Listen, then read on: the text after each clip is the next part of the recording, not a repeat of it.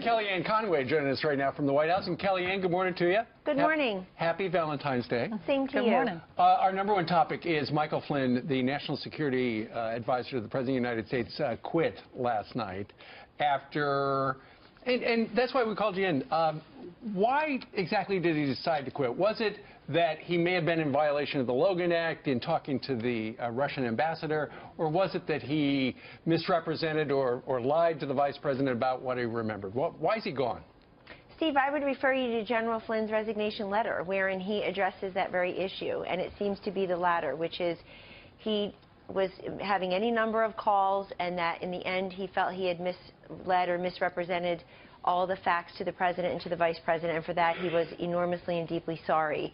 And that really was the linchpin here, is that he either forgot, couldn't fully recall, or outwardly misled the vice president and others when he was characterizing a conversation he had had with the Russian ambassador. And I think that the situation became increasingly unsustainable, and he decided to resign.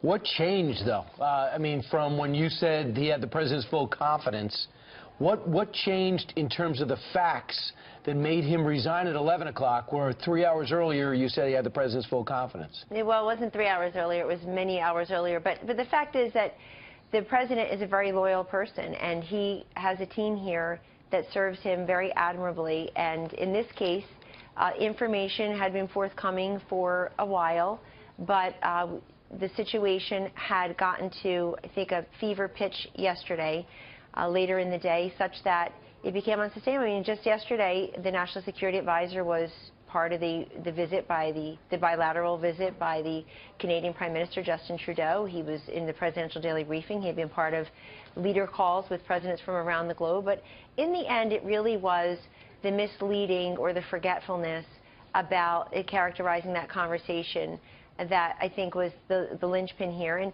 look, I just want to say to everyone that General Flynn has a 3-decade-plus record of service as an intelligence officer, as a military official, that should not be overlooked.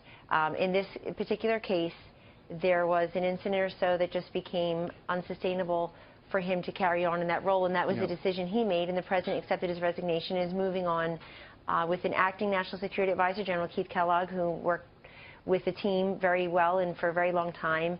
And then he'll also be entertaining perhaps former Navy SEAL and Vice Admiral Mr. Harward, and also General Petraeus, who's known to everyone. Right. Did the president try to talk him out of the resignation? I won't characterize private conversations, Ainsley. I just know that these things are never easy.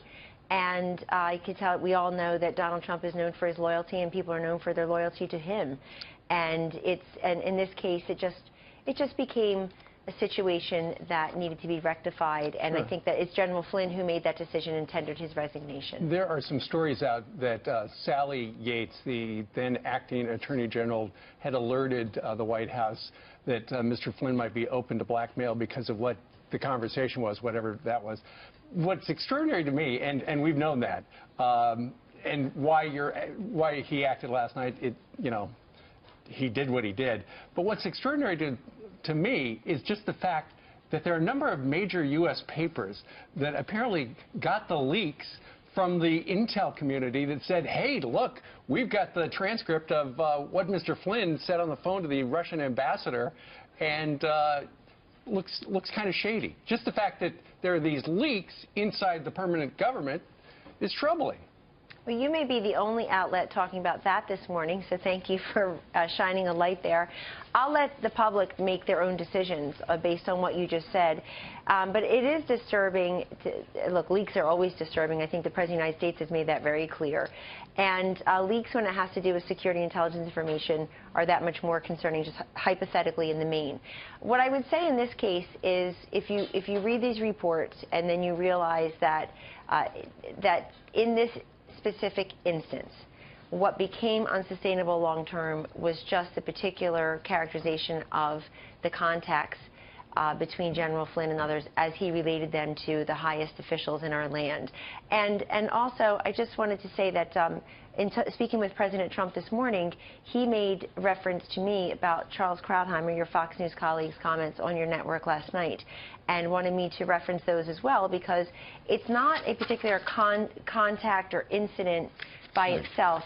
it's really the cumulative effect of that leading to incomplete or misleading, forgetful information, frankly, Right. incomplete or misleading Right. information. That really was the key here. Well, I'll read exactly what he said. He said, "What strikes me is how bizarre the whole story is. This is a cover-up without a crime.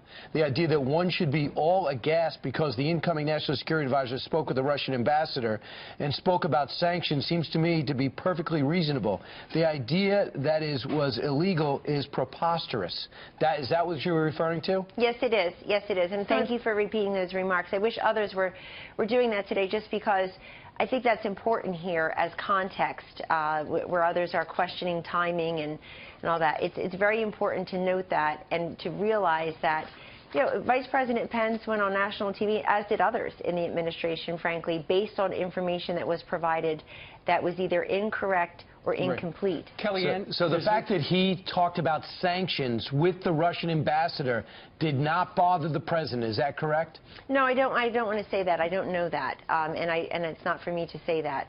It's just the key is how did we get to this point, right, and where do we go from this point is really what we're focused today on at the White House. And Kellyanne, there's a story in the New York Times that said that the vice president was angry at Mr. Flynn because he lied to him. Do you think that's accurate description? Well, I don't like to characterize other people's emotions, but I've worked with Vice President Pence for over a decade, and he is a man who's slow to anger. He's a very deliberative individual, obviously brilliant, and serves this country very well as our vice president.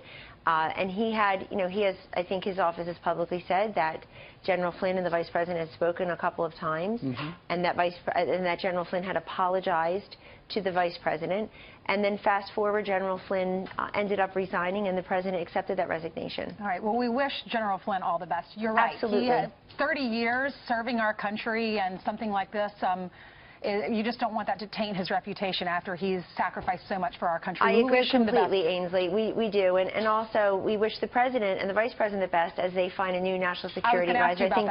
I think some people are high-fiving themselves today that somehow they got their wish. I mean, folks, this is national security and intelligence, and that means it affects us all. Yeah. And so it's just, we need to move on as a country and get that right in the next phases very quickly, and indeed the president will. The president has already discussed options, and he has General Kellogg in there as his acting national security advisor, and will be meeting with his team today to move very swiftly. Now, is it true that General Petraeus is coming to the White House today? It's true that General Petraeus has been mentioned as one possible permanent replacement, along with Vice Admiral and former Navy SEAL Mr. Harward, and of course, acting national security advisor, assistant to the president, General Keith Kellogg. Is he coming to the White House today? I haven't looked at today's schedule since last night. I got called to come over here. You've been kind of busy. Yeah, I know, and we appreciate it. Also, we understand that Vice Admiral Michelle Howard is also a leading candidate to replace Flynn. Have you heard that? Well, she certainly has served this country with great distinction, and we'll have to see how the day progresses and what the president decides to do. When will he make a decision, do you think? Well, he'll need to take his time in terms of considering who is best for this role. And as you just know, you've mentioned a name. I've mentioned 3 other names. Obviously, he has many great choices. And he'll make that decision on his timeline, as he always does. The one thing about President Trump is we always know who's in charge, his choice, his voice. Ultimately, these decisions rest with him, and we all respect that. Kellyanne, what about the different messages from you and Sean Spicer? You come out and say the confidence of the president is with Flynn. Spicer comes out a little while later and says, still, essentially we're still deliberating on that. It's still up in the air. What about the difference in messaging there? Well, they're both true. In other words, the president is a very loyal person. He has confidence that the National Security Advisor, Mike Flynn, was involved in many different briefings and phone calls, and of course the bilateral meeting yesterday with Prime Minister Justin Trudeau of Canada. And I think as the night wore on and General Flynn decided that this was no longer sustainable, he tendered his resignation. The president accepted that resignation. Obviously, it was becoming a situation which was untenable. If you're misleading or providing incomplete or inaccurate information to the vice president, then, if not others, then it's an area where course corrections will need to be taken, and General Flynn decided to do that last night. Obviously, the president accepted his resignation. In the middle of you making Valentine's Day cards with your kids, so when the news broke. Thank you so much, Kellyanne. Happy Valentine's Day to you. And take care. Same to you. Thanks. Thank you. All right. Well, there you go.